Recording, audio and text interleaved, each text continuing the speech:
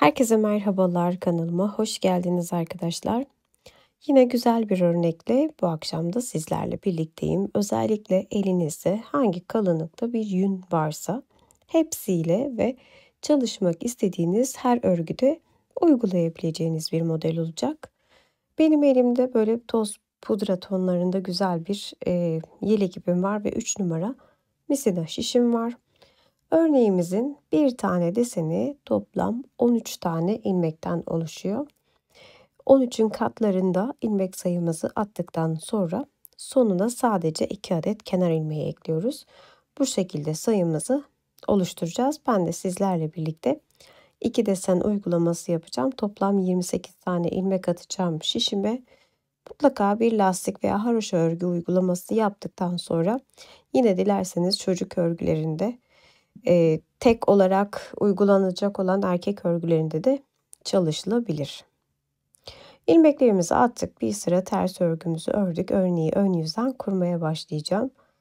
Kenar ilmeğimi örmeden aldım. 4 tane ilmeğimi ters olarak örüyorum. Hemen yanına 5 tane ilmeğimi de düz olarak örüyorum. 3, 4 ve 5. Tekrardan yine bir 4 adet ters ilmek örüyorum. Baktığınızda 13 ilmek bir desenimiz bu şekilde çalışılmış oluyor. Hemen bunun yanına ikinci deseni kuruyoruz. Arada hiç başka ilmeklerimiz yok. Burada 4 tane vardı zaten. İkinci desen için de 4 adet ters ilmek örüyorum ve toplam 2 desen arası 8 adet ters ilmek oluyor. Devamında yine ikinci desen için 5 tane düz ilmek örüyoruz. 3, 4 ve 5. Sonda yine 4 adet tersimiz kalıyor ve en son kenar ilmeğimi de örerek ön yüzdeki örneğimin birinci kurulum sırasını bu şekilde yapıyoruz. Tersine döndüğümüzde bir işlem yapmayacağız ve ilmekleri nasıl görüyorsak o şekilde öreceğiz. Öncelikle 4 tane düz ilmeğimiz var. Sonrasında 5 adet ters ilmek ve 2 desen arasında toplam 8 tane düz ilmeğimiz var.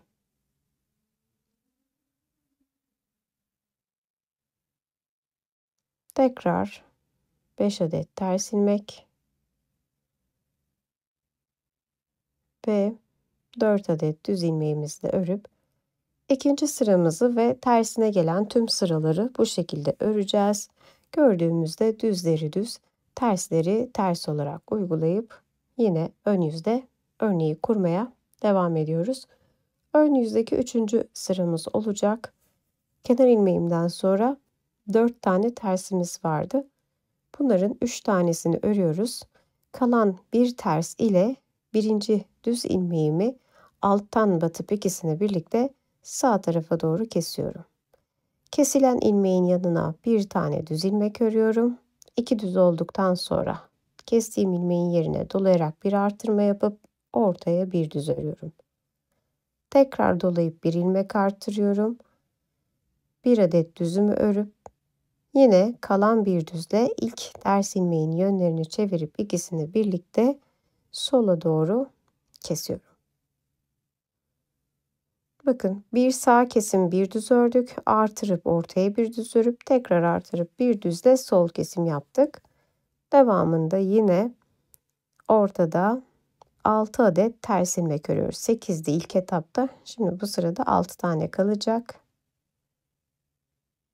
Yine kesimlerimize başlıyoruz. Birinci tersle birinci düz ikisini birlikte alttan batıp sağ tarafa doğru kestim ve yanına bir tane düz ördüm. Dolayarak bir ilmek artırıp ortaya bir düz örüyorum. Tekrar dolayarak bir ilmek daha artırıp buraya da bir düz örüp yanındaki bir düzle bir tersin yönlerini çevirip sola doğru kesiyorum.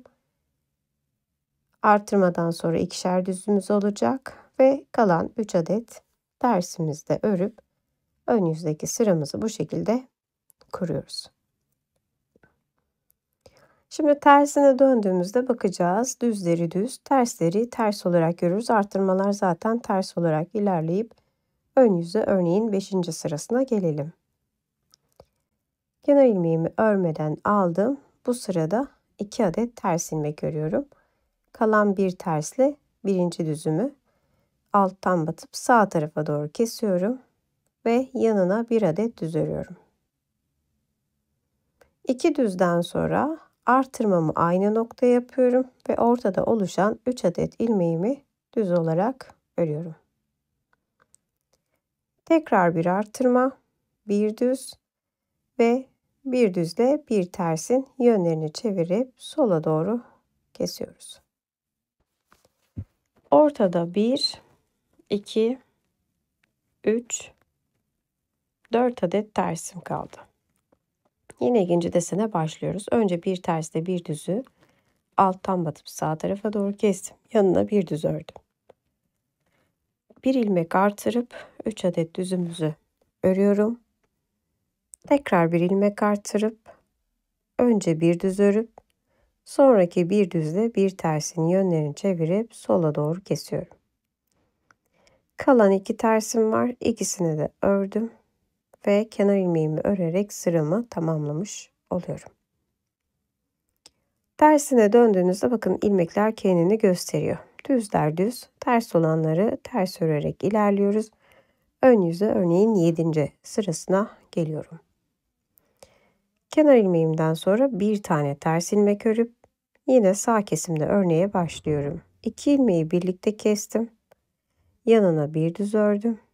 Bir ilmek artırdım ve ortada oluşan 5 adet ilmeğimi düz olarak örüyorum. Tekrar artırdım. Bir düz ördüm. 2 ilmeğin yönlerini çevirip sola doğru kestim. 2 desen arasında 2 adet ters ilmeğim kaldı. Yine önce bir tersle bir düzü sağ tarafa doğru kestim. Yanına bir düz ördüm. Artırdım dolayarak ve ortaya toplam 5 tane düz ilmek örüyoruz. Tekrar ilmek artırıp bir tane düz örüyorum.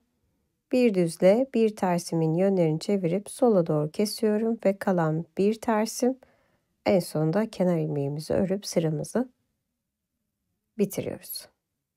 Tersi yine ilmekleri bakın düzleri düz, tersleri ters olarak çalışıp ön yüzü örneğin 9. sırasına geliyorum.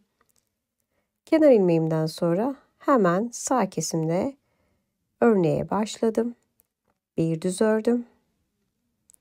Dolayarak bir ilmek artırıp ortaya 2, 3, 4, 5, 6, 7 tane düz ilmek ördüm. Tekrar artırdım. Bir düz örüp yine bir düzle bir tersin yönlerini çevirip sola doğru kestim ve bir örneğin tamamlanmış hali bu şekilde oluyor. İkinci desene başladım. Yine bir sağ kesim, yanına bir düz ilmek artırıp ortada oluşan 7 tane ilmeğimi düz olarak örüyorum. İlmeğimi artırdım. Tekrar bir düz ve son 2 ilmeği sola doğru kesip en son sıramı bitiriyorum. Bu benim ön yüzdeki 9. sıramdı ve tersine döndüğümde artık hiç düz ilmeğim kalmadığı için 10. sırayı da baştan sona ters olarak örüp burada örneğimizi bitiriyoruz. Bu model 2. ve 3. desenden sonra kendini daha net gösteriyor arkadaşlar. Ama ben sizlerle birlikte şuradaki birinci kurulumu buraya tekrar uygulamak istiyorum. Kenar ilmeğimden sonra 4 adet ters ilmek örüyoruz. Devamına 5 ilmek düz.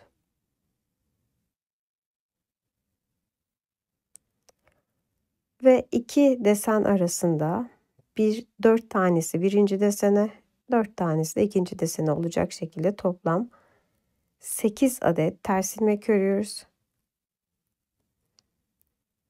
Devamında yine 5 tane düz örüyoruz.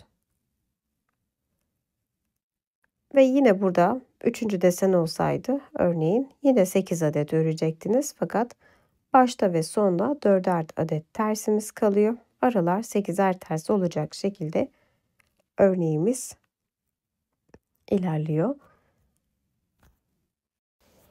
Ve örneğimizin bitmiş hali bu şekilde arkadaşlar. Ben özellikle elimde olduğu için ince bir angora yünle çalışmasını yaptım. Çünkü Pinterest'te modeli zaten orta kalınlıkta veya daha kalın yünlerle çalışılmış birçok örnekleri var.